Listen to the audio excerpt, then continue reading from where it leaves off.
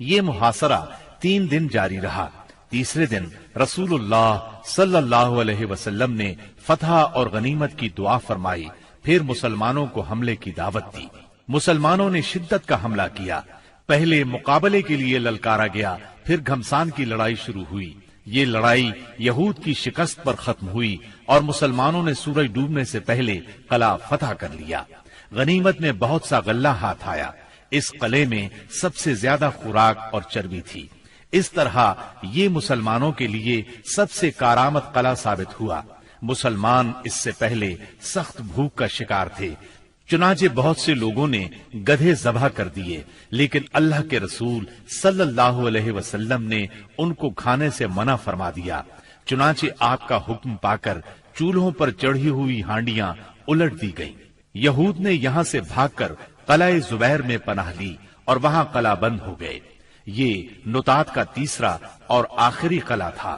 مسلمانوں نے آگے بڑھ کر اس کا بھی محاصرہ کر لیا۔ چوتھے دن ایک یہودی نے آ کر پانی کی بعض نالیوں کی نشاندہی کر دی۔ ان سے یہود پانی پیا کرتے تھے، چنانچہ مسلمانوں نے یہ نالیاں کاٹ دی۔ اس پر یہود نے باہر نکل کر سخت لڑائی کی، لیکن شکست کھا کر شک کی طرف پسپا ہو گئے اور حصن ابی میں قلعہ بند ہو گئے۔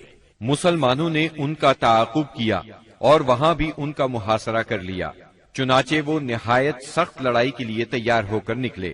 ان کے ایک بہادر نے نکل کر مقابلے کی دعوت دی اور مارا گیا، پھر دوسرا نکلا اور وہ بھی مارا گیا۔ اسے سیدنا ابو دجانہ سماک بن خراشہ انصاری رضی اللہ عنہ نے قتل کیا، اور اسے قتل کرتے ہی وہ تیزی سے قلعے میں جا گھسے۔ ان کے ساتھ ہی اور مسلمان بھی داخل ہو گئے۔ کچھ دیر تک قلعے کے اندر لڑائی جاری رہی، پھر یہود نے راہ فرار اختیار کی اور اس علاقے کے سب سے آخری قلعے حصن نزار میں قلعہ بند ہو گئے۔ مسلمانوں کو حصن ابی سے بہت سا مال غنیمت ہاتھ آیا۔ مسلمان اب حصن نزار کی طرف بڑھے اور اس کا محاصرہ کر لیا۔ یہ قلعہ پہاڑ کی چوٹی پر تھا اور وہاں پہنچنے کی کوئی صورت نہیں تھی۔ یہودیوں نے یہاں اپنی حفاظت کا زبردست انتظام کر رکھا تھا۔ انہیں یقین تھا کہ اس قلعے میں مسلمان داخل نہیں ہو سکیں گے، اس لیے انہوں نے اس قلعے میں عورتوں اور بچوں سمیت قیام کیا۔ تیر اور پتھر برسا کر سخت جوابی کارروائی کی۔ جواب میں مسلمانوں نے بھی منجنیق نصب کر کے اس قلعے پر پتھروں کی بارش شروع کر دی۔ اس سے ان کے دلوں پر رعب چھا گیا اور وہ کوئی قابل ذکر سختی برداشت کیے بغیر قتیبہ کے علاقے کی طرف بھاگ نکلے۔ مسلمانوں کو اس قلعے سے تانبے اور مٹی کے برتن ملے۔ ان کے بارے میں رسول اللہ صلی اللہ علیہ وسلم نے فرمایا، ان کو دھو لو اور ان میں کھانا پکاؤ۔ اس کے بعد مسلمان قلعہ قموس کی طرف بڑھے۔ یہ قتیبہ کا پہلا قلعہ تھا۔ 14 یا 20 دن تک اس کا محاصرہ جاری رہا۔ اس کے بعد یہود نے پناہ طلب کر لی۔ یہ بھی کہا جاتا ہے کہ انہوں نے پناہ طلب نہیں کی تھی، مسلمانوں نے لڑ کر فتح کیا اور یہود باقی 2 قلعوں وطیح اور سلالم کی طرف بھاگے۔ لیکن جب مسلمانوں نے ان کے محاصرے کے لیے پیش قدمی کی تو یہود نے اس شرط پر امان طلب کر لی کہ وہ عورتوں اور بچوں سمیت خیبر کی سرزمین سے جلا وطن ہو جائیں گے۔ رسول اللہ صلی اللہ علیہ وسلم نے یہ شرط مان لی اور آپ نے یہ بھی اجازت دی کہ سونے، چاندی، گھوڑے اور ہتھیاروں کے علاوہ وہ اپنی سواریوں پر جو کچھ اور جتنا کچھ لاد سکتے ہیں لے جائیں، اور اگر کچھ چھپایا تو ذمہ ختم سمجھا جائے گا۔ اس کے بعد انہوں نے باقی 3 قلعے مسلمانوں کے حوالے کر دیے۔ مسلمانوں کو 100 زرہیں، 400 تلواریں، 1000 نیزے اور 500 عربی کمانیں ہاتھ آئیں۔ ان چیزوں کے علاوہ تورات کے کچھ صحیفے بھی ملے، لیکن یہ مانگنے والوں کو واپس دے دیے گئے۔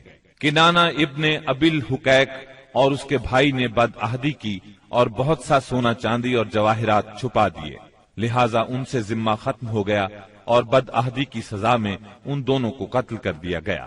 حیی بن اخطب کی صاحبزادی سیدہ صفیہ کنانہ کے نکاح میں تھی، انہیں قیدیوں میں داخل کر لیا گیا۔ اس غزوے میں کل 93 یہودی مارے گئے، جبکہ مسلمان 15 کے قریب شہید ہوئے۔ سیدنا عمرو بن امیہ زمری رسول اللہ صلی اللہ علیہ وسلم کا خط لے کر نجاشی کے پاس گئے تھے۔ جب وہ حبشہ کے مہاجرین کو ساتھ لے کر واپس ہوئے تو ان میں سے ایک جماعت نے خیبر کا رخ کیا، جس میں سیدنا ابو موسیٰ اشعری اور جعفر بن ابی طالب رضی اللہ عنہما بھی تھے۔ یہ لوگ رسول اللہ صلی اللہ علیہ وسلم کے پاس پہنچے تو خیبر فتح ہو چکا تھا، لیکن ابھی مال غنیمت تقسیم نہیں ہوا تھا۔ نبی کریم صلی اللہ علیہ وسلم نے سیدنا جعفر رضی اللہ عنہ کو بوسہ دیا اور فرمایا، اللہ کی قسم میں نہیں جانتا کہ مجھے کس بات کی زیادہ خوشی ہے، خیبر کی فتح کی یا جعفر کی آمد کی۔ پھر جب مال تقسیم فرمایا تو انہیں بھی مال غنیمت میں سے حصہ دیا۔ سیدہ صفیہ بنت حیی بن اخطب کو جب قیدیوں میں شامل کیا گیا تو انہیں رسول اللہ صلی اللہ علیہ وسلم کی اجازت سے دحیہ بن خلیفہ کلبی رضی اللہ عنہ نے لے لیا، لیکن صحابہ کرام نے آ کر عرض کیا، اے اللہ کے رسول صلی اللہ علیہ وسلم، صفیہ صرف آپ کے شایان شان ہیں، وہ بنو قریظہ اور بنو نذیر کی سردار ہیں۔ اس پر رسول اللہ صلی اللہ علیہ وسلم نے انہیں بلایا اور اسلام کی دعوت دی۔ انہوں نے اسلام قبول کیا، اس پر آپ نے انہیں آزاد کر دیا، انہیں نکاح کی پیشکش کی، ان کے منظور کرنے پر آپ نے ان سے شادی کر لی اور ان کی آزادی ہی کو ان کا مہر قرار دیا اور انہیں عورتوں کے حوالے کر دیا۔ جب خیبر اور وادی القرا فتح ہو گئے، فدق اور تیما کے باشندوں نے اطاعت قبول کر لی تو آپ نے مدینہ واپسی کی راہ اختیار فرمائی۔ راستے میں سیدہ صفیہ رضی اللہ عنہا کی رخصتی عمل میں آئی۔ دوسری صبح آپ نے کھجور، گھی اور پنیر کا ولیمہ کھلایا اور 3 روز شب عروسی کے طور پر ان کے ساتھ قیام فرمایا، پھر روانہ ہوئے۔ سفر 7 ہجری کے آخر یا ربیع الاول 7 ہجری کے اوائل میں مدینہ منورہ تشریف لائے۔ خیبر سے مدینہ آ کر رسول اللہ صلی اللہ علیہ وسلم مطمئن ہو گئے تھے کہ اطلاع ملی بنو انمار، ثعلبہ اور محارب کے بدو جمع ہو رہے ہیں۔ آپ نے مدینہ منورہ کا انتظام سیدنا عثمان بن عفان رضی اللہ عنہ کو سونپا، 700 صحابہ کو ساتھ لیا اور 2 دن کے فاصلے پر واقع مقام نخل کا رخ کیا۔ وہاں بنو غطفان کی ایک جمعیت سے آمنا سامنا ہوا۔ دونوں فریق ایک دوسرے کے سامنے آئے لیکن جنگ نہ ہوئی۔ نماز کی اقامت ہوئی تو نبی صلی اللہ علیہ وسلم نے مسلمانوں کو صلاۃ خوف پڑھائی، یعنی پہلے ایک گروہ کو 2 رکعت نماز پڑھائی، پھر وہ لوگ پیچھے چلے گئے تو دوسرے گروہ کو 2 رکعت نماز پڑھائی۔ اس طرح آپ کی 4 رکعت نماز ہوئی اور لشکر کی 2 رکعت۔ یہی صلاۃ خوف ہے۔ اس کی اور بھی کئی صورتیں ہیں، احادیث میں وضاحت موجود ہے۔ پھر اللہ نے دشمن کے دل میں مسلمانوں کا رعب بٹھا دیا، وہ منتشر ہو گئے اور رسول اللہ صلی اللہ علیہ وسلم مدینہ منورہ لوٹ آئے۔ اس غزوے کا نام اس لیے ذات الرقاع پڑا کہ اس سفر میں پیدل چلنے کی وجہ سے مسلمانوں کے پاؤں زخمی ہو گئے تھے۔ انہوں نے زخمی پیروں پر چیتھڑے لپیٹ لیے تھے۔ چیتھڑوں کو عربی میں رقاع کہتے ہیں۔ یہ بھی کہا جاتا ہے کہ اس کی زمین اور پہاڑ مختلف رنگ کے تھے، گویا کہ وہ رقاع یعنی پیون تھے، اور کہا جاتا ہے کہ غزوے کی جگہ کا نام ہی یہی ہے۔ اس غزوے میں سب سے دلچسپ بات یہ پیش آئی کہ ایک دن نبی صلی اللہ علیہ وسلم نے ایک سایہ دار درخت کے نیچے پڑاؤ ڈالا اور اپنی تلوار اسی درخت سے لٹکا کر سو گئے، جبکہ باقی لوگ مختلف درختوں کے نیچے سو گئے۔ ایسے میں ایک مشرک اس طرف آ نکلا، اس نے رسول اللہ صلی اللہ علیہ وسلم پر تلوار سونت لی۔ آپ کی آنکھ کھل گئی تو اس نے کہا، آپ مجھ سے ڈرتے ہیں؟ جواب میں آپ نے فرمایا نہیں۔ اس نے کہا، اب آپ کو مجھ سے کون بچائے گا؟ آپ نے فرمایا، اللہ۔ یہ سن کر اس کے ہاتھ سے تلوار گر گئی۔ آپ نے وہ تلوار اٹھا لی اور فرمایا، اب تمہیں مجھ سے کون بچائے گا؟ اس نے کہا، آپ مجھ پر احسان کیجئے۔ آپ نے اسے اسلام کی دعوت دی۔ وہ مسلمان تو نہ ہوا، لیکن اس نے یہ عہد کیا کہ وہ آپ سے لڑائی کرے گا، نہ لڑنے والوں کے ساتھ ہوگا۔ آپ نے اسے چھوڑ دیا۔ اس نے اپنی قوم میں واپس جا کر کہا، میں تمہارے پاس سب سے اچھے انسان کے پاس سے آ رہا ہوں۔ صلح حدیبیہ کے بعد کفار مکہ سے اور فتح خیبر کے بعد یہود کی طرف سے اطمینان ہوا تو نبی کریم صلی اللہ علیہ وسلم نے ہمسایہ ملکوں کے بادشاہوں اور سلاطین کے نام خطوط لکھ کر اسلام کی دعوت دی۔ آپ نے روم کے بادشاہ قیصر، مصر کے شاہ مقوقس، شام کے غسانی بادشاہ حارث بن ابی شمر، یمامہ کے حاکم حوزہ اور عمان کے حاکم کے پاس اپنے سفیروں کے ذریعے سے دعوتی خطوط ارسال فرمائے۔ ان خطوط کی عبارت نہایت مختصر اور سادہ ہوتی تھی، مثلا بسم اللہ الرحمن الرحیم، یہ خط محمد بن عبداللہ کی طرف سے ہے جو اللہ کا بندہ اور رسول ہے، تمہیں دین اسلام کی طرف دعوت دیتا ہے۔ اگر تم نے انکار کیا تو تمہاری قوم بھی ہدایت سے محروم رہے گی، اس لیے قوم کی گمراہی کی ذمہ داری بھی تم پر ہوگی۔ نجاشی کا نام اسہمہ بن ابجر تھا۔ آپ نے اسے یہ خط لکھا، بسم اللہ الرحمن الرحیم، یہ خط ہے اللہ کے نبی صلی اللہ علیہ وسلم کی طرف سے نجاشی اسہمہ شاہ حبشہ کی طرف۔ اس شخص پر سلام ہو جو ہدایت کی پیروی کرے اور اللہ اور اس کے رسول پر ایمان لائے۔ میں شہادت دیتا ہوں کہ اللہ وحدہ لا شریک کے سوا کوئی عبادت کے لائق نہیں، اس نے کسی کو اپنی بیوی بنایا نہ لڑکا، اور میں اس کی بھی شہادت دیتا ہوں کہ محمد اس کا بندہ اور رسول ہے، اور میں تمہیں اسلام کی دعوت دیتا ہوں کیونکہ میں اس کا رسول ہوں، لہٰذا اسلام لے آؤ، سلامت رہو گے۔ اے اہل کتاب، ایک ایسی بات کی طرف آؤ جو ہمارے اور تمہارے درمیان برابر ہے، وہ یہ کہ ہم اللہ کے سوا کسی اور کی عبادت نہ کریں، اس کے ساتھ کسی کو شریک نہ ٹھہرائیں، اور ہم میں سے بعض کو اللہ کے سوا رب نہ بنائے۔ پس اگر وہ منہ موڑیں تو کہہ دو کہ گواہ رہو ہم مسلمان ہیں۔ اگر تم نے یہ دعوت قبول نہ کی تو تم پر اپنی قوم کے نصارہ کا گناہ ہوگا۔ یہ خط آپ نے سیدنا عمرو بن امیہ زمری رضی اللہ عنہ کے ہاتھ 6 ہجری کے اخیر یا 7 ہجری کے شروع میں روانہ کیا۔ نجاشی کو جب یہ خط ملا تو اس نے آنکھوں سے لگایا، تخت سے اتر آیا اور سیدنا جعفر رضی اللہ عنہ کے ہاتھ پر اسلام قبول کر لیا۔ نبی صلی اللہ علیہ وسلم کو اپنی بیعت کے متعلق خط لکھا اور ام المؤمنین ام حبیبہ بنت ابی سفیان رضی اللہ عنہا کی شادی نبی صلی اللہ علیہ وسلم سے کر دی اور انہیں اپنی طرف سے 400 دینار مہر دیا۔ پھر انہیں اور مہاجرین حبشہ کو عمرو بن امیہ زمری کے ساتھ 2 کشتیوں میں روانہ کیا۔ وہ انہیں لے کر اس وقت پہنچے جب خیبر فتح ہو چکا تھا اور آپ ابھی وہیں تھے۔ اس نجاشی نے رجب 9 ہجری میں وفات پائی۔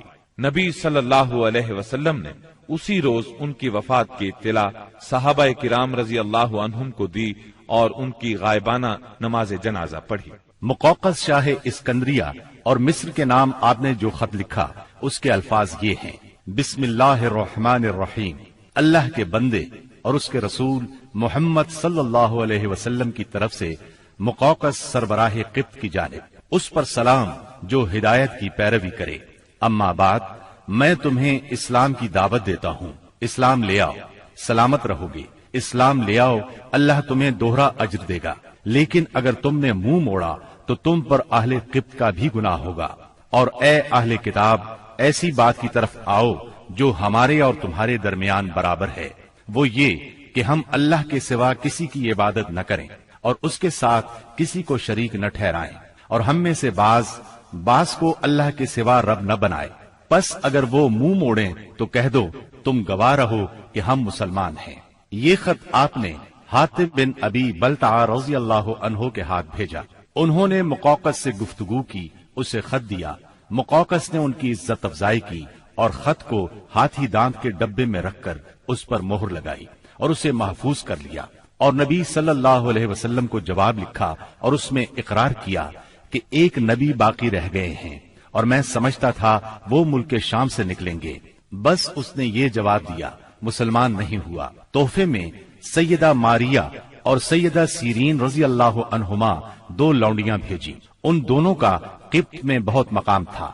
کچھ کپڑے اور ایک خچر بھی ہدیے کے طور پر بھیجے۔ اس خچر کا نام دلدل تھا۔ نبی صلی اللہ علیہ وسلم نے ماریہ کو اپنے لیے منتخب فرمایا اور سیرین کو سیدنا حسان بن ثابت رضی اللہ عنہ کے لیے ہبہ کر دیا۔ خچر کو بھی آپ نے اپنی سواری کے لیے پسند فرمایا۔ آپ نے ایک خط شاہ فارس خسرو پرویز کے نام لکھا۔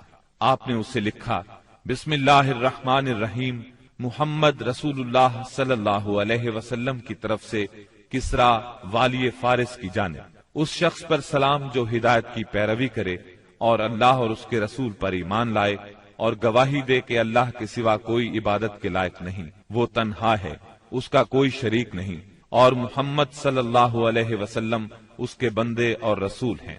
میں تمہیں اللہ کی طرف بلاتا ہوں کیونکہ میں تمام انسانوں کی جانب اللہ کا بھیجا ہوا ہوں، تاکہ جو شخص زندہ ہے اسے انجام بد سے ڈرایا جائے اور کافروں پر حق بات ثابت ہو جائے، یعنی حجت تمام ہو جائے، بس تم اسلام لے آؤ، سالم رہو گے۔ اگر اس سے انکار کرو گے تو تم پر مجوس کا گناہ بھی ہوگا۔ یہ خط آپ نے سیدنا عبداللہ بن حذافہ سہمی رضی اللہ عنہ کے ذریعے بھیجا اور انہیں حکم دیا کہ اس کو عظیم بحرین کے حوالے کر دیں اور سربراہ بحرین اسے کسرا کے حوالے کرے گا۔ جب یہ خط کسرا کے سامنے پڑھا گیا تو اس نے خط کو پھاڑ ڈالا اور کہا، میری رعایا میں سے ایک حقیر غلام اپنا نام مجھ سے پہلے لکھتا ہے۔ رسول اللہ صلی اللہ علیہ وسلم کو اس کی خبر ہوئی تو آپ نے فرمایا، اس نے میرے خط کو پھاڑا، اللہ اس کی بادشاہت کو پارا پارا کرے۔ اور پھر وہی ہوا جو آپ نے فرمایا تھا، چنانچہ اس کے لشکر نے رومیوں کے مقابلے میں بدترین شکست کھائی۔ پھر خسرو کے بیٹے شیرویہ نے اس کے خلاف بغاوت کی، اسے قتل کر دیا اور خود بادشاہ بن بیٹھا۔ اس کے بعد وہاں ٹوٹ پھوٹ کا ایک سلسلہ چل نکلا، یہاں تک کہ سیدنا عمر فاروق رضی اللہ عنہ کے دور میں اسلامی لشکر نے اس ملک کو فتح کیا اور یہ بادشاہت ہمیشہ کے لیے ختم ہو گئی۔ آپ نے ایک خط حارث بن ابی شمر غسانی کے نام لکھا، یہ قیصر کی طرف سے دمشق کا امیر تھا۔ اس کے نام آپ نے جو خط لکھا وہ یہ تھا، بسم اللہ الرحمن الرحیم، محمد رسول اللہ صلی اللہ علیہ وسلم کی طرف سے حارث بن ابی شمر کی طرف، اس پر سلام جو ہدایت کی پیروی کرے اور اللہ پر ایمان لائے اور تصدیق کرے۔ میں تجھے دعوت دیتا ہوں کہ اللہ وحدہ لا شریک پر ایمان لیا، تیرے لیے تیرا ملک باقی رہے گا۔ آپ نے یہ خط قبیلہ اسد بن خزیمہ سے تعلق رکھنے والے ایک صحابی شجاع بن وہب اسدی رضی اللہ عنہ کے ہاتھ بھیجا۔ حارث کو خط ملا، پڑھ کر بولا، کون ہے جو مجھ سے میرا ملک چھینے گا؟ اس کے بعد اس نے مسلمانوں سے جنگ کی تیاری شروع کر دی اور شجاع بن وہب اسدی رضی اللہ عنہ سے کہا، جو کچھ دیکھ رہے ہو اپنے صاحب کو اس کی خبر کر دینا۔ پھر اس نے قیصر سے جنگ کی اجازت چاہی، مگر قیصر نے اسے اس ارادے سے باز رکھا۔ تب اس نے شجاع بن وہب کو تحائف دے کر رخصت کیا اور رخصت کرتے وقت اچھا سلوک کیا۔ آپ نے ایک خط بصرہ کے امیر کے نام لکھا، اسے اسلام کی دعوت دی اور سیدنا حارث بن عمیر ازدی رضی اللہ عنہ کے ہاتھ روانہ فرمایا۔ سیدنا حارث جنوبی اردن کے علاقے بلقا کے ایک مقام موتا میں پہنچے تو شرابیل بن عمر غسانی نے ان کا سامنا کیا اور انہیں شہید کر دیا۔ قاصدوں کے سلسلے میں یہ سب سے سخت ظالمانہ قدم تھا، ان کے سوا نبی صلی اللہ علیہ وسلم کا کوئی قاصد قتل نہیں کیا گیا۔ آپ نے اس پر سخت غم و غصے کا اظہار فرمایا اور یہی واقعہ بعد میں غزوہ موتا کا سبب بنا، اس کا ذکر آگے آئے گا۔ جب ذیقات کا چاند طلوع ہو گیا تو نبی صلی اللہ علیہ وسلم نے صحابہ کرام رضی اللہ عنہم کو حکم دیا کہ اپنے عمرے کی قضا کے طور پر عمرہ کریں اور کوئی بھی آدمی حدیبیہ میں حاضر تھا پیچھے نہ رہے۔ چنانچہ اس مدت میں جو لوگ شہید ہو چکے تھے انہیں چھوڑ کر بقیہ سب لوگ روانہ ہوئے اور اہل حدیبیہ کے سوا کچھ اور لوگ بھی عمرہ کرنے کے لیے ہمراہ نکلے۔ اس طرح تعداد 2000 ہو گئی۔ رسول اللہ صلی اللہ علیہ وسلم نے اس موقع پر ابو رحم غفاری رضی اللہ عنہ کو مدینے میں اپنا جانشین مقرر کیا، 60 اونٹ ساتھ لیے اور ناجیہ بن جندب اسلمی کو ان کی دیکھ بھال کا کام سونپا۔ رسول اللہ صلی اللہ علیہ وسلم مکے میں داخلے کے وقت اپنی قصوہ نامی اونٹنی پر سوار تھے۔ مسلمانوں نے تلواریں حمائل کر رکھی تھی اور رسول اللہ صلی اللہ علیہ وسلم کو گھیرے میں لیے ہوئے لبیک پکار رہے تھے۔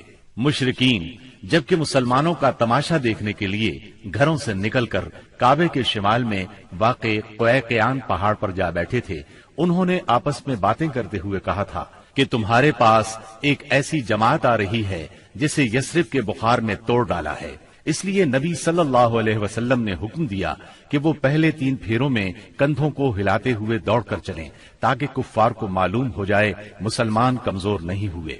اس طرح چلنے کو رمل کہتے ہیں۔ یہ سنت آج تک قائم ہے اور قیامت تک قائم رہے گی۔ اہل مکہ نے اگرچہ معاہدے کی روح سے عمرے کی اجازت دے دی تھی، لیکن تھے وہ بہت طیش میں۔ روسائے قریش نے تو شہر کو خالی ہی کر دیا تھا اور کعبے کے شمال میں واقع پہاڑ قیقیان پر چلے گئے تھے۔ رسول اللہ صلی اللہ علیہ وسلم کو دیکھنے کے لیے مشرکین نے لائن لگا رکھی تھی۔ آپ مسلسل لبیک پکار رہے تھے، یہاں تک کہ آپ نے چھڑی سے حجر اسود کو چھوا، پھر آپ نے طواف کیا اور صحابہ کرام نے بھی طواف کیا۔ اس وقت سیدنا عبداللہ بن رواحہ رضی اللہ عنہ تلوار حمائل کیے رسول اللہ صلی اللہ علیہ وسلم کے آگے آگے چل رہے تھے اور رجز کے یہ اشعار پڑھ رہے تھے: اے ابنائے کفار، ان کا راستہ چھوڑ دو، راستہ چھوڑ دو کہ ساری بھلائی اس کے پیغمبر ہی میں ہے۔ آج ہم اس کی تعویل پر تمہیں ماریں گے جیسے اس کی تنزیل پر تمہیں مار چکے ہیں، اور مار بھی ایسی ماریں گے کہ کھوپڑی اپنی جگہ سے چھٹک جائے گی اور دوست کو دوست سے بے خبر کر دے گی۔ اس طرح مکے میں آپ نے 3 دن قیام فرمایا، اور اس دوران میں سیدہ میمونہ بنت حارث ہلالیہ رضی اللہ عنہا سے شادی کی۔ وہ سید الشہداء سیدنا حمزہ رضی اللہ عنہ کی بیوی اور ابن عباس رضی اللہ عنہ کی خالہ تھی۔ انہیں جب شادی کا پیغام ملا تو انہوں نے اپنا معاملہ سیدنا عباس رضی اللہ عنہ کو سونپ دیا، کیونکہ سیدہ میمونہ کی بہن سیدہ ام الفضل انہی کی زوجیت میں تھی۔ سیدنا عباس نے نبی صلی اللہ علیہ وسلم سے ان کی شادی کر دی۔ 3 دن گزرنے کے بعد قریش نے پیغام بھیجا کہ معاہدے کی شرط پوری ہو چکی ہے، اب مسلمانوں کو چاہیے کہ مکہ سے چلے جائیں۔ آپ نے یہ پیغام ملتے ہی روانگی کا حکم صادر فرما دیا اور وعدے کے مطابق شہر خالی کر دیا۔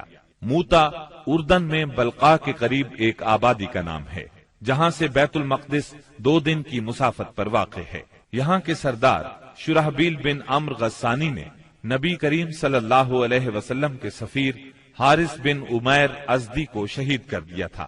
وہ نبی صلی اللہ علیہ وسلم کا خط لے کر اس کے پاس گئے تھے۔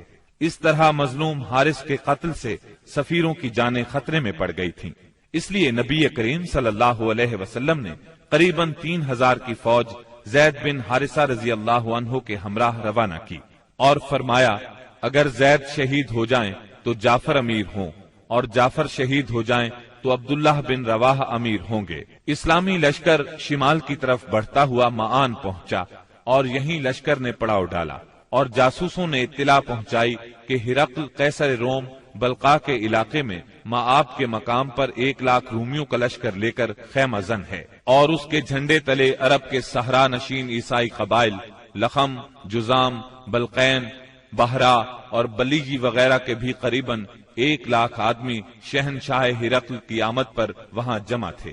اس لیے حاکم غسان نے ہرقل سے مدد کی درخواست کی۔ ہرقل نے اس کی مدد کے لیے فوج بھیج دی۔ اس طرح مسلمانوں کے مقابلے میں اتنی بڑی فوج آ گئی۔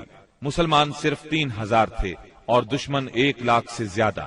مورخین نے ان کی تعداد 1.5 لاکھ تک لکھی ہے۔ اتنی بڑی تعداد دیکھ کر مسلمان سوچ میں پڑ گئے۔ اس کے بارے میں انہوں نے آپس میں مشورہ کیا تو کچھ لوگوں کا خیال تھا کہ ہم رسول اللہ صلی اللہ علیہ وسلم کو تحریری طور پر دشمن کی تعداد کی اطلاع دیں۔ رسول اللہ صلی اللہ علیہ وسلم کی طرف سے مزید کمک ملے گی یا کوئی اور حکم ملے گا اور اس کی تعمیل کی جائے گی۔ لیکن سیدنا عبداللہ بن رواحہ رضی اللہ عنہ نے اس رائے کی مخالفت کرتے ہوئے مسلمانوں سے فرمایا، ہم فتح اور شکست کے لیے نہیں، اللہ کی رضا کے لیے میدان میں آئے ہیں، لہٰذا فتح اور شکست سے بے نیاز ہو کر لڑو۔ انہوں نے یہ الفاظ کہہ کر لوگوں کو مزید گرما دیا، لوگو اللہ کی قسم، جس چیز سے آپ کترا رہے ہیں یہ تو وہی شہادت ہے جس کی طلب میں آپ لوگ نکلے ہیں۔ ہم تو محض اس دین کے بل پر لڑتے ہیں جس سے اللہ نے ہمیں مشرف کیا ہے، اس لیے آگے بڑھو، ہمیں 2 بھلائیوں میں سے ایک بھلائی ضرور حاصل ہوگی، ہم غالب آئیں گے یا شہادت سے سرفراز ہوں گے۔ آخرکار سیدنا عبداللہ بن رواحہ رضی اللہ عنہ کی پیش کی ہوئی بات پر عمل کیا گیا اور اس طرح جنگ شروع ہو گئی۔ رسول اللہ صلی اللہ علیہ وسلم کے پروردہ سیدنا زید بن حارثہ رضی اللہ عنہ فوج کے سپاہ سالار تھے۔ سیدنا زید بن حارثہ نہایت جواں مردی سے لڑتے اور دشمنوں کو مارتے کاٹتے آخر شہید ہو گئے۔ ان کی شہادت کے بعد سیدنا جعفر طیار رضی اللہ عنہ نے جھنڈا اپنے ہاتھوں میں لیا۔ یہ نبی صلی اللہ علیہ وسلم کے چچازاد سیدنا علی رضی اللہ عنہ کے سگے بھائی تھے۔ 33 سال کی عمر تھی، نہایت جواں مردی سے لڑے، جسم پر 90 سے زیادہ زخم کھا کر شہادت کا جام نوش کیا۔ ان کے بعد سیدنا عبداللہ بن رواحہ رضی اللہ عنہ نے علم ہاتھ میں لیا اور جنگ شروع کی۔ आखिर शहीद हो गए। फिर खालिद बिन वलीद रजी अल्लाह अन्हु ने फौज की कमान संभाली और 1.5 दिन की शदीद तरीन जंग के बाद अपने से 40 गुना फौज को भागने पर मजबूर कर दिया। इस जंग में 9 तलवारें सैयदना खालिद के हाथ से टूटी। उधर नबी सल्लल्लाहु अलैहि वसल्लम ने सहाबाए किराम को मदीने में उसी दिन 3 सालारों की शहादत की खबर दी और बतलाया कि अब कमान खालिद बिन वलीद के हाथ में आ गई है, और इसी जंग के बाद सैयदना खालिद बिन वलीद को सैफुल्लाह का खिताब अता हुआ। सुलह हुदैबिया को मुनाकिद हुए 1.25 साल गुजर चुके थे और हिजरत का 8वां साल खत्म होने को था कि कुफ्फारे मक्का ने अहद शिकनी की। हुआ ये कि कबीला बनु बकर ने, जो कुफ्फार का मुआविन और हलीफ था, कबीला बनु खुजा पर हमला कर दिया। ये कबीला मुसलमानों का हलीफ था। इसके नतीजे में बनु खुजा को शदीद जानी और माली नुकसान पहुंचा। उन बेचारों ने अमान भी मांगी, भागकर खाना काबा में पनाह भी ली, मगर उन्हें हर जगह बेदरे कत्ल किया गया।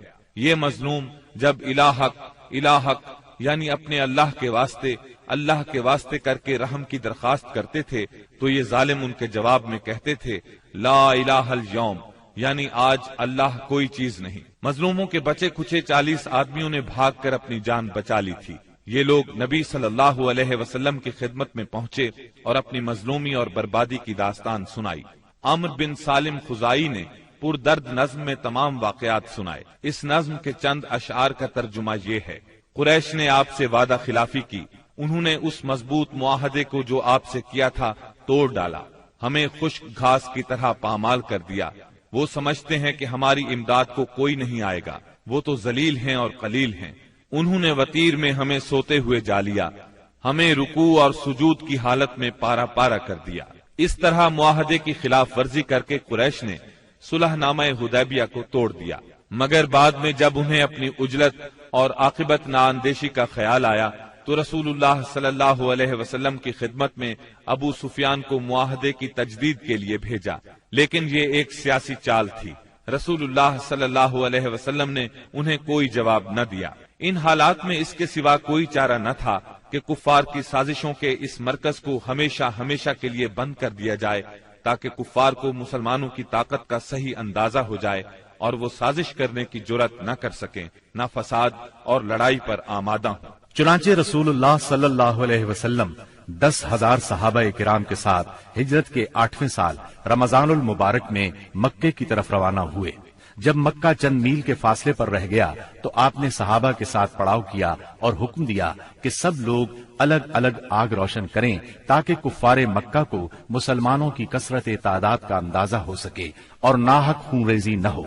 ये निहायत मुनासिब और कारगर तरकीब थी जो अल्लाह ताला ने अपने नबी सल्लल्लाहु अलैहि वसल्लम को सुझाई थी। इस मंजर का मक्के के काफिरों पर बड़ा असर हुआ और इस कदर रोब बैठा कि उन्होंने इस मौके पर जंग के बारे में सोचा तक नहीं। रास्ते ही में उस वक्त इस्लाम के सबसे बड़े दुश्मन अबू सुफियान नबी करीम सल्लल्लाहु अलैहि वसल्लम की खिदमत में हाजिर हुए और इस्लाम कबूल किया। उन्होंने नबी करीम सल्लल्लाहु अलैहि वसल्लम के इरशाद के मुताबिक मक्के पहुंचकर ये ऐलान किया, जो कोई हथियार फेंक देगा उसे कत्ल नहीं किया जाएगा, जो कोई खाना काबा के अंदर जाएगा उसे कत्ल नहीं किया जाएगा, जो कोई अपने घर के अंदर बैठ रहेगा उसे कत्ल नहीं किया जाएगा, जो कोई अबू सुफियान के घर पनाह ले लेगा उसे कत्ल नहीं किया जाएगा, जो कोई हकीम बिन हिजाम के घर पनाह लेगा उसे कत्ल नहीं किया जाएगा, भाग जाने वाले का ताक़ुब नहीं किया जाएगा, जख्मी को कत्ल नहीं किया जाएगा,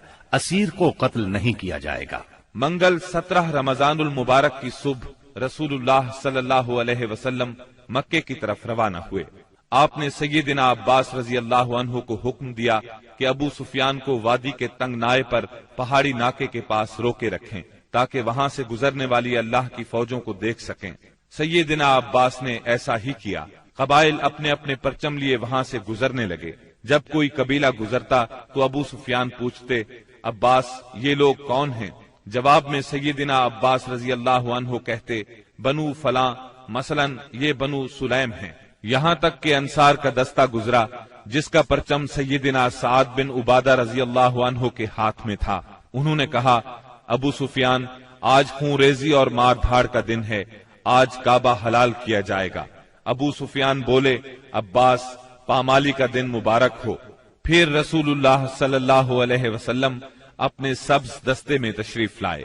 آپ مہاجرین اور انصار کے درمیان میں تھے، یہاں صرف لوہے کی باڑ دکھائی پڑ رہی تھی۔ ابو سفیان نے کہا، سبحان اللہ، عباس یہ کون لوگ ہیں؟ سیدنا عباس رضی اللہ عنہ نے کہا، یہ انصار اور مہاجرین کے ساتھ رسول اللہ صلی اللہ علیہ وسلم ہیں۔ ابو سفیان بولے، بھلا ان سے محاذ آرائی کی کسے طاقت ہے؟ تمہارے بھتیجے کی بادشاہت تو بہت زبردست ہو گئی ہے۔ سیدنا عباس رضی اللہ عنہ نے کہا، یہ بادشاہت نہیں، نبوت ہے۔ ابو سفیان بولے، آپ ٹھیک کہتے ہیں۔ پھر انہوں نے رسول اللہ صلی اللہ علیہ وسلم کو سیدنا سعد رضی اللہ عنہ کی بات بتائی۔ آپ نے فرمایا، سعد نے غلط کہا، آج کعبے کی تعظیم کا دن ہے، آج کعبے کو غلاف پہنایا جائے گا۔ پھر آپ نے پرچم سیدنا سعد رضی اللہ عنہ کے ہاتھ سے لے کر ان کے صاحبزادے قیس کے حوالے کر دیا۔ جب رسول اللہ صلی اللہ علیہ وسلم ذی طوا پہنچے تو میسرہ کے سالار سیدنا خالد بن ولید رضی اللہ عنہ کو حکم دیا کہ وہ قدا کے راستے مکہ میں زیریں حصے سے داخل ہوں اور کوئی آڑے آئے تو اسے کاٹ کر رکھ دیں، یہاں تک کہ صفا پر آپ سے آ ملیں۔ نبی صلی اللہ علیہ وسلم نے میمنہ کے قائد اور علمبردار سیدنا زبیر کو حکم دیا کہ وہ قدا کے راستے بالائی حصے میں داخل ہوں اور حجون میں آپ کا پرچم گاڑ دیں، نیز رسول اللہ صلی اللہ علیہ وسلم کی آمد تک وہیں ٹھہرے رہیں، جبکہ پیادہ اور بے ہتھیار لوگوں کے قائد سیدنا ابو عبیدہ رضی اللہ عنہ کو حکم دیا کہ وہ بطن وادی کا راستہ پکڑیں اور مکے میں رسول اللہ صلی اللہ علیہ وسلم سے آگے اتریں۔ اس موقع پر قریش نے کچھ اوباشوں کو خندمہ میں جمع کیا، کہا کہ اگر انہیں کچھ کامیابی ہوئی تو ان کے ساتھ رہیں گے، ورنہ جو کچھ مطالبہ کیا جائے گا منظور کر لیں گے۔ جب خالد بن ولید رضی اللہ عنہ ان کے پاس سے گزرے تو ایک معمولی سی جھڑپ میں ان کے 12 آدمیوں کو کاٹ ڈالا اور باقی بھاگ کھڑے ہوئے۔ اس کے بعد سیدنا خالد بن ولید رضی اللہ عنہ مکے کے گلی کوچوں کو رونتے ہوئے کوہ صفا پر رسول اللہ صلی اللہ علیہ وسلم سے جا ملے، البتہ ان کے دستے کے 2 آدمی بھٹک کر لشکر سے بچھڑ گئے اور شہید کر دیے گئے۔ ادھر سیدنا زبیر رضی اللہ عنہ نے حجون میں مسجد فتح کے پاس جھنڈا گاڑا اور ایک خیمہ نصب کیا، اس میں ام سلمہ اور سیدہ میمونہ رضی اللہ عنہما نے قیام کیا اور وہیں ٹھہری رہیں، یہاں تک کہ رسول اللہ صلی اللہ علیہ وسلم تشریف لے آئے، تھوڑی دیر آرام فرمایا، پھر آگے بڑھے۔ اس وقت ابو بکر صدیق رضی اللہ عنہ آپ کے ساتھ تھے اور باتیں کر رہے تھے۔ پھر آپ سورہ فتح کی تلاوت کرتے ہوئے مہاجرین اور انصار کے جلو میں مسجد حرام کے اندر داخل ہوئے، حجر اسود کو چوما، بیت اللہ کا طواف کیا۔ آپ حالت احرام میں نہیں تھے، اس وقت بیت اللہ کے گرد 360 بت تھے۔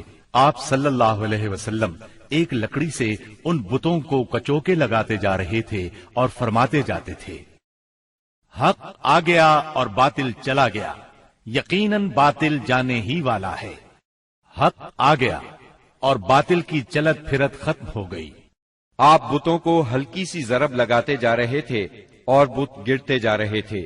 جب آپ طواف سے فارغ ہو گئے تو سیدنا عثمان بن طلحہ رضی اللہ عنہ کو بلا کر ان سے کعبے کی چابی لی اور اس کو کھولنے کا حکم دیا۔ پھر اس میں جو بت تھے انہیں نکلوا کر توڑوا دیا، جو تصاویر تھیں انہیں مٹوا دیا۔ اس کے بعد آپ سیدنا اسامہ بن زید اور سیدنا بلال رضی اللہ عنہم کے ساتھ اندر داخل ہوئے اور دروازہ بند کر لیا۔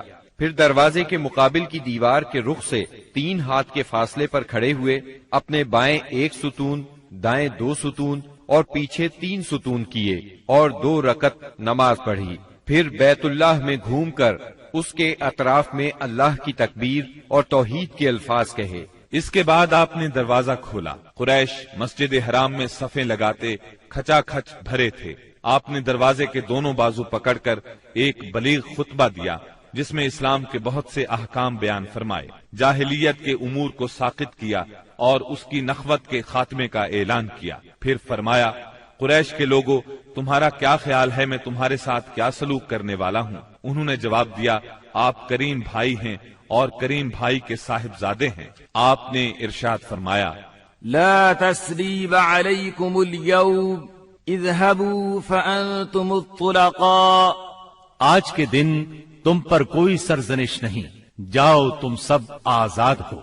फिर नीचे तशरीफ लाए और मस्जिद हराम में तशरीफ फरमा हुए। चाबी सैयदना उस्मान बिन तलहा रजी अल्लाह अन्हु को वापस की और फरमाया, इसको हमेशा हमेशा के लिए ले लो, तुम लोगों से इसे वही छीनेगा जो जालिम होगा। नबुव्वत के इब्तिदाई दिनों में एक मर्तबा नबी अकरम सल्लल्लाहु अलैहि वसल्लम ने इन्हीं उस्मान से फरमाया था कि बैतुल्लाह का दरवाजा खोल दो। उन्होंने इनकार किया था। तब नबी करीम सल्लल्लाहु अलैहि वसल्लम ने फरमाया था, अच्छा तुम देख लेना कि एक दिन ये चाबी मेरे हाथ में होगी और मैं जिसे चाहूंगा उसे अता करूंगा। ये सुनकर उस्मान बिन तलहा रजी अल्लाह अन्हु ने जवाब दिया था, क्या उस रोज कुरैश के सभी मर्द जलील और तबाह हो जाएंगे? इस बात के जवाब में आपने फरमाया था, वो और भी ज्यादा इज्जतदार होंगे। इसी रोज रसूलुल्लाह सल्लल्लाहु अलैहि वसल्लम उम्मे हानी बिनते अबी तालिब के घर में दाखिल हुए, वहां गुस्ल किया और उनके घर ही में 8 रकात नमाज पढ़ी। हर 2 रकात पर सलाम फेरा। ये चाश्त का वक्त था, इसलिए किसी ने उसे चाश्त की नमाज समझा और किसी ने फतह की नमाज मुराद ली। उम्मे हानी ने अपने 2 देवरों को पनाह दे रखी थी। सैयदना अली रजी अल्लाह अन्हु उन्हें कत्ल करना चाहते थे। इस बारे में जब उम्मे हानी रजी अल्लाह अन्हा ने बात की तो आपने फरमाया, जिसे तुमने पनाह दे रखी है उसे हमने पनाह दी। जोहर की नमाज का वक्त हुआ तो रसूलुल्लाह सल्लल्लाहु अलैहि वसल्लम ने सैयदना बिलाल रजी अल्लाह अन्हु को हुक्म फरमाया, बिलाल काबे की छत पर चढ़कर अजान दो। चुनाचे उन्होंने काबे की छत पर चढ़कर अजान दी। ये गोया इस्लाम के गलबे का ऐलान था और जिस कदर ये मुशरिकीन को नागवार था, मुसलमानों के लिए उसी कदर खुशगवार था। वल्हम्दुलिल्लाहि रब्बिल आलमीन। जब मक्के की फतह मुकम्मल हो चुकी तो अंसार को फिक्र लाहिक हुई कि कहीं रसूलुल्लाह सल्लल्लाहु अलैहि वसल्लम यहीं न ठहर जाए, क्योंकि बहरहाल ये आपके खानदान और आपके कबीले का शहर था। उस वक्त रसूलुल्लाह सल्लल्लाहु अलैहि वसल्लम सफा पर हाथ उठाए दुआ फरमा रहे थे। दुआ से फारिग हुए तो फरमाया, अल्लाह की पनाह, अब जिंदगी और मौत तुम्हारे साथ है। इससे अंसार मुतमईन हो गए, उनका खौफ जाता रहा और वो खुश हो गए। रसूलुल्लाह सल्लल्लाहु अलैहि वसल्लम ने मक्के में 19 रोज क़याम फरमाया और इस दौरान आसारे इस्लाम की तजदीद की। मक्के को आसारे जाहिलियत से पाक किया, नए सिरे से हरम के सुतून नस्ब किए और आपके मुनादी ने ऐलान किया, जो शख्स अल्लाह और आखिरत के दिन पर ईमान रखता है वो अपने घर में कोई बुत न छोड़े बल्कि उसे तोड़ दे। 25 रमजानुल मुबारक को रसूलुल्लाह सल्लल्लाहु अलैहि वसल्लम ने 30 सवारों के साथ सैयदना खालिद बिन वलीद रजी अल्लाह अन्हु को उज्जा और उसका बुतखाना ढाने के लिए नखला रवाना किया। सैयदना खालिद बिन वलीद ने जाकर उसको ढा दिया। ये मुशरिकीन का सबसे बड़ा बुत था। फिर आपने रमजान ही में सैयदना अम्र बिन आस रजी अल्लाह अन्हु को सुवा नामी बुत ढाने के लिए रवाना किया। ये हुजैल का सबसे बड़ा बुत था। इसका स्थान मक्के से शिमाल मशरिक में 150 किलोमीटर के फासले पर रहात नामी मकाम पर था। सैयदना अम्र ने जाकर उसको ढाया। उसका मुजाविर बुत की बेबसी देखकर मुसलमान हो गया। फिर आप सल्लल्लाहु अलैहि वसल्लम ने साद बिन जैद अशहली को इसी माह रमजान में 20 सवार देकर मनात की तरफ रवाना फरमाया। ये कुदैत के पास मुशल्लल में था। ये कल्ब, खुजा, गस्सान और औसो खजरज का बुत था। सैयदना साद ने जाकर उसे तोड़ दिया और बुतखाना ढा दिया। फतह मक्का के बाद बहुत से कबाइल ने इस्लाम कबूल कर लिया, लेकिन हवाजिन और बनु सकीफ के कबीलों ने चंद और कबाइल को अपने साथ मिलाकर 4000 का लश्कर तैयार किया और मुसलमानों से जोर आजमाई का फैसला किया। नबी करीम सल्लल्लाहु अलैहि वसल्लम को उनके इरादों की इत्तला हुई तो आपने अपने एक सहाबी को तहकीक के लिए भेजा। उन्होंने तस्दीक की। तब आपने मुसलमानों को तैयारी का हुक्म फरमाया। चुनांचे 10,000 मदनी और 2000 मक्की फौज का लश्कर तैयार हो गया। बाज लोगों ने लश्कर की कसरत के पेश नजर कहा, आज हम मगलूब नहीं होंगे। ये बात रसूलुल्लाह सल्लल्लाहु अलैहि वसल्लम पर गिरा गुजरी। शाम हुई तो एक सवार ने आकर इत्तला दी कि बनु हवाजिन औरतों, बच्चों और ऊंट बकरियों समेत निकले हैं। आप ये सुनकर मुस्कुराए और फरमाया, ये कल इंशाअल्लाह मुसलमानों का माल गनीमत होगा। 10 शव्वाल 8 हिजरी की रात रसूलुल्लाह सल्लल्लाहु अलैहि वसल्लम हुनैन पहुंचे। वादी हुनैन मक्का मुअज्जमा से 30 मील दूर वाक़े है। आपने वादी में दाखिल होने से पहले सहर के वक्त लश्कर को तरतीब दिया। मुहाजिरीन का परचम علی بن ابی طالب کو دیا، اوس کا پرچم اسید بن حزیر رضی اللہ عنہ کو، اور خزرج کا پرچم حباب بن منذر کو، اور کچھ دوسرے پرچم دوسرے قبائل کو دیے۔ 2 زرہیں پہنی، سر اور چہرے پر خود رکھا۔ اس کے بعد ہراول دستے نے وادی میں اترنا شروع کیا۔ اسے چھپے ہوئے دشمن کی موجودگی کا علم نہیں تھا۔ ابھی وہ اتر ہی رہا تھا کہ اچانک دشمن نے ٹڈی دل کی طرح تیروں کی بارش کر دی۔ پھر دشمن مسلمانوں پر ٹوٹ پڑا۔ اس اچانک حملے سے ہراول دستے میں انتشار پھیل گیا۔ اس میں موجود مسلمانوں کے پاؤں اکھڑ گئے۔ جو لوگ پیچھے تھے وہ بھی انہی کے ساتھ ہو لیے۔ جہاں تک رسول اللہ صلی اللہ علیہ وسلم کا تعلق ہے تو نہ صرف یہ کہ آپ چند انصار اور مہاجرین کے ساتھ اپنی جگہ پر ثابت قدم رہے، بلکہ آپ دشمن کی طرف بڑھنے کے لیے اپنے خچر کو ایڑ لگاتے اور فرماتے جا رہے تھے، انا النبی لا کذب انا ابن عبد المطلب، میں نبی ہوں، جھوٹا نہیں، میں عبد المطلب کا فرزند ہوں۔ سیدنا عباس رضی اللہ عنہ نے آپ کے حکم پر مہاجرین اور انصار کو آواز دی۔ یہ آواز سنتے ہی ہر طرف سے مسلمان رسول اللہ صلی اللہ علیہ وسلم کے گرد جمع ہونے لگے، اور اللہ نے اپنے رسول اور مسلمانوں پر سکینت طاری کر دی اور ان دیکھا لشکر اتارا۔ چنانچہ مسلمانوں نے پلٹ کر حملہ کر دیا اور دھواں دار جنگ شروع ہو گئی۔ ایسے میں اللہ کے رسول صلی اللہ علیہ وسلم نے فرمایا، اب چولہا گرم ہو گیا ہے۔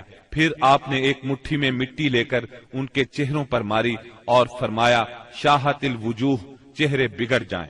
اس مٹی سے ان کی آنکھیں بھر گئیں۔ اس کے بعد ان کی دھار کند اور ان کا کام پچھڑتا چلا گیا، یہاں تک کہ وہ پراگندہ ہو کر بھاگ نکلے، اور مسلمانوں نے مارتے کاٹتے ان کا پیچھا کیا۔ چنانچہ عورتوں اور بچوں کو پکڑ لیا اور بہت سے فوجیوں کو گرفتار کر لیا۔ اس دن سیدنا خالد بن ولید رضی اللہ عنہ کو بھی بہت زخم آئے۔ ادھر رسول اللہ صلی اللہ علیہ وسلم کے ساتھ اللہ کی عنایت دیکھ کر بہت سے مشرکین مسلمان ہو گئے۔ مشرکین بھاگے تو 3 گروہوں میں تقسیم ہو گئے۔ سب سے بڑا گروہ طائف کی طرف بھاگا، دوسرے گروہ نے نخلا کا رخ کیا، اور تیسرے گروہ نے اوتاس میں مورچہ بندی کی۔ آپ نے اوتاس میں ابو موسیٰ اشعری رضی اللہ عنہ کے چچا ابو عامر اشعری رضی اللہ عنہ کو صحابہ کی ایک جماعت کے ساتھ بھیجا۔ انہوں نے دشمنوں کو مار کاٹ اور بھگا کر سارے مال غنیمت پر قبضہ کر لیا۔ البتہ ابو عامر اشعری رضی اللہ عنہ خود اس معرکے میں شہید ہو گئے، اور ان کی جگہ ابو موسیٰ اشعری رضی اللہ عنہ نے سنبھالی اور کامیاب و کامران لوٹے۔ دوسری طرف مسلمانوں کی ایک جماعت نے نخلا بھاگنے والوں کا تعاقب کیا، درید بن سما کو جا پکڑا اور اسے قتل کر دیا۔ رسول اللہ صلی اللہ علیہ وسلم نے مال غنیمت اور قیدیوں کو جمع کرنے کا حکم دیا۔ اس کی کل تعداد یہ تھی، اونٹ قریباً 24,000، بکریاں 40,000 سے زیادہ، چاندی 4,000 اوقیہ یعنی 1,60,000 درہم، عورتیں اور بچے 6,000۔ ان سب کو جعرانہ میں جمع کر کے سیدنا مسعود بن عمرو غفاری رضی اللہ عنہ کو ان کا نگران مقرر فرمایا۔ اس کے بعد آپ نے طائف کی طرف توجہ فرمائی۔ آپ خود اس سمت میں بڑھے۔ طائف مکہ سے 60 میل کے فاصلے پر ایک سرسبز پہاڑ کے دامن میں واقع ہے۔ آپ نے طائف کا محاصرہ کر لیا۔ یہ محاصرہ 20 دن تک جاری رہا، لیکن شہر فتح نہ ہو سکا۔ محاصرہ چھوڑ کر آپ جعرانہ کے مقام پر تشریف لائے۔ یہاں مال غنیمت ذخیرہ کیا گیا تھا۔ رسول اللہ صلی اللہ علیہ وسلم طائف سے جعرانہ واپس آ کر 10 دن سے زیادہ ٹھہرے رہے۔ مال غنیمت تقسیم نہ فرمایا۔ آپ کو انتظار تھا کہ حوازن توبہ کر کے آ جائیں اور اپنے مال اور قیدی واپس لے جائیں، لیکن جب وہ نہ آئے تو آپ نے مال غنیمت میں سے خمس یعنی 5واں حصہ نکالا اور تالیف قلب کے لیے کمزور اسلام والوں کو عطا فرمایا۔ کچھ ایسے لوگوں کو بھی دیا جو ابھی تک مسلمان نہیں ہوئے تھے، تاکہ ان کی نظروں میں اسلام محبوب ہو جائے۔ انصار کو رسول اللہ صلی اللہ علیہ وسلم کے اس فعل پر حیرت ہوئی کہ آپ نے تالیف قلوب کی خاطر اندازے سے بڑھ کر عطیے دیے اور انصار کو کچھ نہ دیا۔ چنانچہ بعض انصار نے کہا، یہ کیسی تعجب کی بات ہے کہ آپ قریش کو دے رہے ہیں اور ہمیں چھوڑ رہے ہیں، حالانکہ ہماری تلواروں سے ان کا خون ٹپک رہا ہے۔ یہ بات انصار کے رئیس سیدنا سعد بن عبادہ رضی اللہ عنہ نے آپ تک پہنچائی۔ آپ نے صرف انصار کو جمع فرمایا، اللہ کی حمد و ثنا کی، پھر اللہ نے آپ پر جو احسان کیا تھا اس کا ذکر کیا۔ اس کے بعد فرمایا، انصار کے لوگوں، تم اپنے جی میں دنیا کی ایک حقیر سی گھاس کے لیے ناراض ہو گئے، اس کے ذریعے سے میں نے لوگوں کا دل جوڑا تھا تاکہ وہ مسلمان ہو جائیں اور تمہیں تمہارے اسلام کے حوالے کر دیا تھا۔ اے انصار، کیا تم اس سے راضی نہیں کہ لوگ اونٹ بکریاں لے جائیں اور تم رسول اللہ صلی اللہ علیہ وسلم کو لے کر اپنے ڈیروں پر جاؤ؟ اس ذات کی قسم جس کے ہاتھ میں محمد کی جان ہے، اگر ہجرت نہ ہوتی تو میں بھی انصار کا ایک فرد ہوتا، اور اگر سارے لوگ ایک راہ چلیں اور انصار دوسری راہ تو میں بھی انصار ہی کی راہ چلوں گا۔ اے اللہ، انصار پر رحم فرما، انصار کے بیٹوں پر رحم فرما اور انصار کے پوتوں پر رحم فرما۔ اس پر لوگ اس قدر روئے کہ داڑھیاں تر ہو گئیں اور کہنے لگے، ہم راضی ہیں کہ ہمارے حصے اور نصیب میں رسول اللہ صلی اللہ علیہ وسلم ہوں۔ اس کے بعد رسول اللہ صلی اللہ علیہ وسلم واپس آ گئے اور انصار بھی واپس ہو گئے۔ بنی سعد کے ایک سردار زہیر نے آگے بڑھ کر عرض کیا، بنی سعد سے آپ کا رضاعت یعنی دودھ کا رشتہ ہے اور وہ آپ سے مہربانی کی امید رکھتے ہیں۔ اس پر آپ نے عبد المطلب کی اولاد کے حصے کے غلام اور باندیاں آزاد کر دی۔ جب مسلمانوں کو اس کا علم ہوا تو انہوں نے بھی ایسا ہی کیا۔ اس طرح 6000 قیدیوں کو رہائی مل گئی۔ مال غنیمت کی تقسیم سے فارغ ہو کر رسول اللہ صلی اللہ علیہ وسلم نے عمرے کا احرام باندھا۔ یہی عمرہ جعرانہ ہے۔ عمرے سے فارغ ہو کر مدینہ واپسی کی راہ لی اور ذیقعد میں 6 دن یا 3 دن باقی تھے جب آپ مدینہ منورہ پہنچے۔ محرم 9 ہجری میں مدینہ منورہ خبر پہنچی کہ بنو تمیم قبائل کو جزیہ نہ دینے پر اکسا رہے ہیں۔ رسول اللہ صلی اللہ علیہ وسلم نے عیینہ بن حصن فزاری کی قیادت میں 50 سواروں کا ایک دستہ بھیجا۔ انہوں نے صحرا میں حملہ کر کے ان کے 11 آدمی، 21 عورتیں اور بچے گرفتار کر لیے اور انہیں مدینہ لے آئے۔ اس کے بعد بنو تمیم کے 10 سردار آئے اور شاعری اور خطابت کے مقابلے کی خواہش ظاہر کی۔ چنانچہ ان کے خطیب اتارد بن حاجب نے خطبہ دیا۔ اس کا جواب سیدنا ثابت بن قیس رضی اللہ عنہ نے دیا۔ پھر ان کے شاعر زبرقان بن بدر نے اشعار کہے۔ جواب میں سیدنا حسان بن ثابت رضی اللہ عنہ نے اپنے اشعار پیش کیے۔ انہوں نے اسلام کے خطیب اور شاعر کی فضیلت کا اعتراف کیا اور مسلمان ہو گئے۔ رسول اللہ صلی اللہ علیہ وسلم نے ان کے قیدی واپس کر دیے اور انہیں بہترین تحائف سے نوازا۔ رجب 9 ہجری میں نبی کریم صلی اللہ علیہ وسلم کو اطلاع ملی کہ ہرقل قیصر روم مسلمانوں کے خلاف جنگ کرنے کے لیے زبردست تیاریاں کر رہا ہے۔ آپ نے مناسب خیال کیا کہ آگے بڑھ کر دشمن کا راستہ روک لیا جائے۔ چنانچہ آپ نے مجاہدین کو تیاری کا حکم دیا اور اپنے حلیف قبائل سے مدد بھی طلب فرمائی۔ منافقوں نے مسلمانوں کو یہ کہہ کر بہکانا شروع کیا کہ اس جنگ میں جانا موت کو دعوت دینا ہے، کیونکہ یہ اعراب کی جنگ نہیں بلکہ قیصر روم کی فوج کا مقابلہ ہے۔ رسول اللہ صلی اللہ علیہ وسلم نے مالداروں کو غریب لوگوں کی تیاری میں مدد دینے کی ترغیب دی۔ مالدار حضرات سے جو کچھ ہو سکا لے آئے۔ سب سے پہلے سیدنا ابو بکر صدیق رضی اللہ عنہ اپنا سارا مال لے آئے۔ یہ 4000 درہم تھے۔ رسول اللہ صلی اللہ علیہ وسلم نے پوچھا، اپنے اہل کے لیے بھی کچھ باقی چھوڑا ہے؟ سیدنا ابو بکر صدیق رضی اللہ عنہ نے جواب میں عرض کیا، ان کے لیے اللہ اور اس کے رسول کو چھوڑا ہے۔ سیدنا عمر رضی اللہ عنہ اپنا آدھا مال لائے۔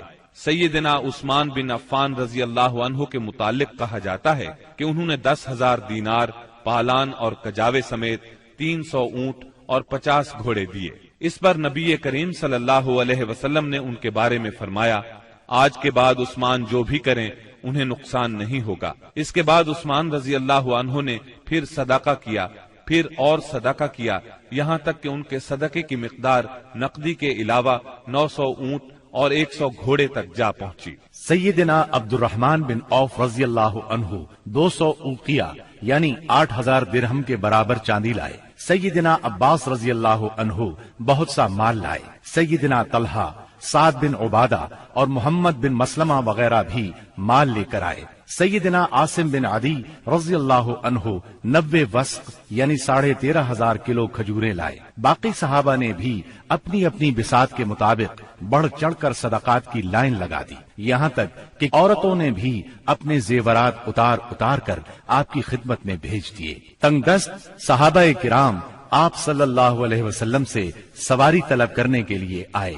आपने फरमाया, मैं कुछ नहीं पाता जिस पर आप लोगों को सवार करूं। वो इस हालत में वापस लौटे कि उनकी आंखें आंसू बहा रही थीं, इसलिए कि वो कुछ खर्च करने को भी न पा सके। चुनाचे उन हजरात को सैयदना अब्बास और सैयदना उस्मान रज़ियल्लाहु अन्हुमा ने तैयार किया। नबी करीम सल्लल्लाहु अलैहि वसल्लम ने मदीना मुनव्वरा का इंतजाम मोहम्मद बिन मसलमा को सौंपा। बाल बच्चों पर सैयदना अली रज़ियल्लाहु अन्हु को मुकर्रर फरमाया। खुद लश्कर लेकर तबूक की तरफ रवाना हुए। तबूक शाम की सरहद पर वाक़े है।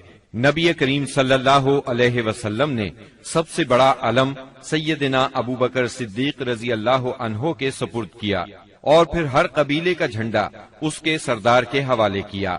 गरज इस्लाम का ये लश्कर 14 दिन में तबूक पहुंच गया। जब कैसर रूम हिरक्ल को मुसलमानों के जोश, जज्बे और तैयारी की इत्तला मिली तो उसने जंग का इरादा तर्क कर दिया। आपने 20 रोज वहां क़ियाम फरमाया। इसी मकाम पर कैसर रूम के मातहत हुकाम ने आपसे अमान तलब करके जिजिया देना कबूल किया। इसके बाद लश्कर इस्लाम जंग के बगैर अपना मकसद हासिल करके वापस लौट आया। मुनाफिकीन ने मुसलमानों में फूट डालने के लिए मस्जिद कुबा के मुकाबले में मस्जिद ज़िरार तामीर की थी। जब नबी सल्लल्लाहु अलैहि वसल्लम गज़वा तबूक के लिए जाने लगे तो मुनाफिकीन ने उस मस्जिद में नमाज पढ़ने की ख्वाहिश की। आपने उन्हें जवाब दिया कि वापसी पर पढ़ाऊंगा। वापसी की खबर पाकर ये लोग आगे बढ़े ताकि रसूलुल्लाह सल्लल्लाहु अलैहि वसल्लम मस्जिद ज़िरार में नमाज अदा फरमाएं। उस वक्त अल्लाह ताला ने वही नाजिल फरमाई और अपने रसूल को मस्जिद ज़िरार की हकीकत से आगाह फरमाया।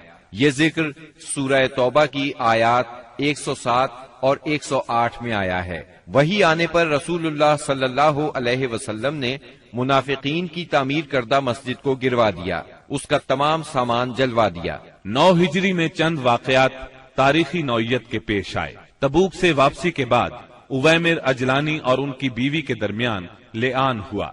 गामदिया नामी एक औरत आपकी खिदमत में हाजिर हुई।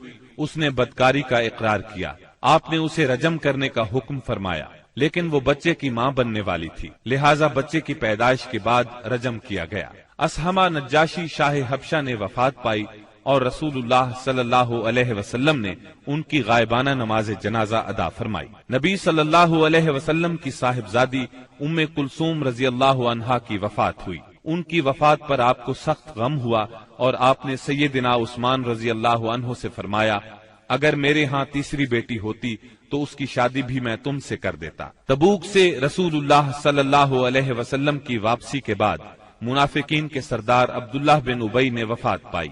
रसूलुल्लाह सल्लल्लाहु अलैहि वसल्लम ने उसके लिए दुआए मगफिरत की। सैयदना उमर रजी अल्लाह अन्हु ने आपसे अर्ज किया, आप उसकी नमाज जनाजा न पढ़ें, लेकिन आपने नमाज पढ़ी।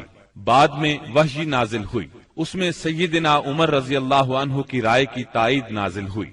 रसूलुल्लाह सल्लल्लाहु अलैहि वसल्लम और मुसलमानों को मुनाफिकीन की नमाज जनाजा पढ़ने से रोक दिया गया। इस साल के दौरान में हज फर्ज हुआ। रसूलुल्लाह सल्लल्लाहु अलैहि वसल्लम ने 300 सहाबाए किराम का एक काफिला हज के लिए रवाना फरमाया। सैयदना अबू बकर सिद्दीक रजी अल्लाह अन्हु को अमीर हज मुकर्रर किया और उन्हें हिदायत कर दी कि सबको हज का इस्लामी तरीका बताएं। सैयदना अबू बकर सिद्दीक रजी अल्लाह अन्हु की रवानगी के बाद सूरह बरात यानी सूरह तौबा की इब्तिदाई आयात नाजिल हुई, जिसमें उन तमाम मुशरिकीन से अहद तोड़ने का हुक्म था जिन्होंने अपने अहद की पासदारी नहीं की थी, और उनको और उन लोगों को जिनका सिरे से कोई अहद ही नहीं था 4 महीने की मोहलत दी गई थी कि इस दौरान में जिस तरह चाहें जमीन में घूम फिर लें, ताकि उन्हें मालूम हो जाए कि वो अल्लाह को बेबस नहीं कर सकते और ये कि अल्लाह काफिरों को रुसवा करके रहेगा। अलबत्ता जो मुशरिकीन अपने अहद पर कायम थे उसे तोड़ा नहीं था और मुसलमानों के खिलाफ किसी की मदद नहीं की थी, उनका अहद पूरा करने का हुक्म दिया गया। آپ نے سیدنا علی رضی اللہ عنہ کو یہ آیات دے کر ناقہ پر سوار کیا اور روانہ فرمایا۔ انہوں نے حجاج کے قافلے کو راستے ہی میں جا لیا۔ سیدنا ابو بکر صدیق رضی اللہ عنہ نے امیر حج ہونے کی حیثیت سے ارکان حج ادا کیے، اور اس کے بعد سیدنا علی رضی اللہ عنہ نے سورہ برات کی ابتدائی آیات سنائی۔ اس کے بعد سیدنا ابو بکر صدیق رضی اللہ عنہ نے صحابہ کرام کی ایک جماعت بھیج کر یہ اعلان کر دیا کہ اس سال کے بعد کوئی مشرک حج نہیں کر سکتا اور نہ کوئی ننگا آدمی بیت اللہ کا طواف کر سکتا ہے۔ یہ اعلان گویا جزیرت العرب سے بت پرستی کے خاتمے کا اعلان تھا، یعنی اس سال کے بعد بت پرستی کے لیے آمد و رفت کی کوئی گنجائش نہیں۔ غیر مسلم قوموں کے لیے جزیے کی ادائیگی کی فرضیت اور سود کی ممانعت کا حکم نازل ہوا۔ رسول اللہ صلی اللہ علیہ وسلم جو ہی تبوک سے مدینے واپس آئے، وفود کی آمد کا سلسلہ شروع ہو گیا۔ یہ سلسلہ اگلے برس 10 ہجری تک جاری رہا۔ عرب کے قبیلوں اور خاندانوں نے اپنے اپنے نمائندے بھیجے اور بعض رؤساء، غلام، یتیم، غربا اور خواتین بذات خود مدینہ منورہ آئے تاکہ اسلام اور پیغمبر اسلام کے بارے میں پتہ لگائیں اور خود اپنی آنکھوں سے سب کچھ دیکھ لیں۔ جب یہ لوگ مدینہ آ کر قیام کرتے اور آپ کو دیکھتے تو بعض لوگ تو دیکھتے ہی پکار اٹھتے، اللہ کی قسم یہ چہرہ کسی جھوٹے نبی کا نہیں ہو سکتا۔ اس کے بعد اسلام قبول کر لیتے۔ جب جزیرہ عرب میں دعوت و تبلیغ مکمل ہو گئی اور اللہ نے اہل ایمان کی ایک ایسی جماعت پیدا فرما دی جو دعوت کی حفاظت کی ضامن اور اسے زمین کے کونے کونے تک پہنچانے کی کفیل تھی، تو اللہ تعالی نے چاہا کہ رسول اللہ صلی اللہ علیہ وسلم کو انتقال سے قبل ان کی جہد پیہم کا ثمرہ بھی دکھلا دے۔ چنانچہ آپ کو ذی الحج 10 ہجری میں بیت اللہ کے حج سے مشرف فرمایا۔ آپ نے حج کا ارادہ فرمایا تو لوگوں میں اس کا اعلان کر دیا۔ آپ کا ارادہ حج سن کر تمام عرب ساتھ جانے کے لیے ٹوٹ پڑا۔ ہفتے کے دن 26 ذیقعد کو آپ نے کوچ کی تیاری فرمائی، بالوں میں کنگھی کی، تیل لگایا، تہبند پہنا، چادر اوڑھی اور ظہر کی نماز کے بعد مدینے سے چل پڑے اور عصر سے پہلے ذوالحلیفہ پہنچ گئے۔ وہاں پہنچ کر 2 رکعت نماز عصر پڑھی اور رات بھر خیمہ زن رہے۔ صبح ہوئی تو صحابہ کرام سے فرمایا، رات میرے پروردگار کی طرف سے ایک آنے والا آیا، اس نے کہا اس مبارک وادی میں نماز پڑھو اور کہو حج میں عمرہ ہے۔ اس کے بعد آپ صلی اللہ علیہ وسلم نے اپنا سفر جاری رکھا۔ ہفتہ بھر بعد مکے کے قریب پہنچے تو ذی طوا میں رات گزاری اور وہیں نماز فجر پڑھ کر غسل فرمایا، پھر مسجد حرام میں داخل ہوئے۔ یہ اتوار 4 ذی الحج کی صبح تھی۔ وہاں حجر اسود کو بوسہ دیا، بیت اللہ کا 7 مرتبہ طواف کیا۔ طواف کے بعد مقام ابراہیم پر نماز پڑھی اور دوبارہ حجر اسود کو بوسہ دیا۔ پھر کوہ صفا پر آئے، صفا اور مروہ کے درمیان سعی کی۔ اس کے بعد اعلان فرمایا، جس شخص کے ساتھ قربانی کا جانور نہ ہو وہ احرام کھول دے۔ 8 ذی الحج ترویہ کے دن آپ مکہ سے مینا تشریف لے گئے اور وہاں 9 ذی الحج کی صبح تک قیام فرمایا۔ ظہر، عصر، مغرب، عشاء اور فجر کی نمازیں وہیں پڑھیں، پھر اتنی دیر ٹھہرے کہ سورج طلوع ہو گیا۔ اس کے بعد عرفہ کو چل پڑے۔ وہاں پہنچے تو وادی نمرہ میں قبہ تیار تھا، اسی میں اترے۔ جب سورج ڈھل گیا تو آپ کے حکم سے آپ کی اونٹنی قصواء پر کجاوا کسا گیا اور آپ بطن وادی میں تشریف لے گئے۔ اس وقت آپ کے گرد 1,24,000 یا 1,44,000 انسانوں کا سمندر ٹھاٹھے مار رہا تھا۔ آپ نے ان کے درمیان ایک جامع خطبہ ارشاد فرمایا۔ جو لوگ خطبے کے جملوں کو سن رہے تھے وہ دوسروں تک پہنچا رہے تھے اور سنانے کے لیے بلند آواز سے دہرا رہے تھے۔ آپ صلی اللہ علیہ وسلم نے ارشاد فرمایا، جو لوگ یہاں موجود نہیں ہیں ان کو سننے والے یہ پیغام پہنچا دیں۔ نبی کریم صلی اللہ علیہ وسلم نے اپنے اس خطبے میں ارشاد فرمایا، لوگو میری باتوں کو غور سے سنو، کیونکہ میں نہیں جانتا، شاید اس سال کے بعد اس مقام پر میں تم سے کبھی نہ مل سکوں۔ لوگو جیسا کہ یہ دن، یہ مہینہ اور یہ شہر مکہ حرمت والا ہے، اسی طرح ایک دوسرے کے جان و مال تم پر حرام ہے۔ سن لو، جاہلیت کی ہر چیز میرے پاؤں تلے روند دی گئی، جاہلیت کے خون بھی ختم کر دیے گئے اور ہمارے خون میں سے پہلا خون ربیہ بن حارث کے بیٹے کا خون ہے، میں اس کو ختم کر رہا ہوں۔ یہ بچہ بنو سعد میں دودھ پی رہا تھا کہ انہی ایام میں قبیلہ بنو حذیل نے اسے قتل کر دیا، اور جاہلیت کا سود ختم کر دیا گیا، اور ہمارے سود میں سے پہلا سود عباس بن عبد المطلب کا ہے، میں اس کو ختم کر رہا ہوں۔ اب یہ سارے کا سارا سود ختم ہے۔ اے لوگو، عورتوں کا تم پر حق ہے جیسا کہ تمہارا ان پر حق ہے، عورتوں کے ساتھ بھلائی کرو، تمہیں بہت جلد اللہ کے سامنے حاضر ہونا ہے، اور وہ تم سے تمہارے اعمال کے بارے میں سوال فرمائے گا۔ خبردار خبردار، میرے بعد گمراہ نہ ہو جانا۔ لوگو، نہ تو میرے بعد کوئی پیغمبر ہے، نہ کوئی اور امت ہی پیدا ہونے والی ہے۔ خوب سن لو، اپنے پروردگار کی عبادت کرنا، پنجگانہ نماز ادا کرنا، رمضان کے روزے رکھنا، اپنے مالوں کی زکوٰۃ دینا، تمام مسلمان محکوم ہوں یا آزاد یکساں ذمہ داریاں اور حقوق رکھتے ہیں۔ اعمال دین کے سوا کسی کو کسی پر کوئی فضیلت نہیں۔ تم اپنے غلاموں کو وہ کھلاؤ جو تم خود کھاتے ہو، اور انہیں وہ لباس پہناؤ جو تم خود پہنتے ہو۔ ان پر نہ کوئی ظلم کرو اور نہ ان کا کوئی حق چھینو۔ امانتیں ان کے مالکوں کے سپرد کرنا چاہیے۔ دوسروں پر ظلم نہ کرو تاکہ تم پر بھی ظلم نہ کیا جائے۔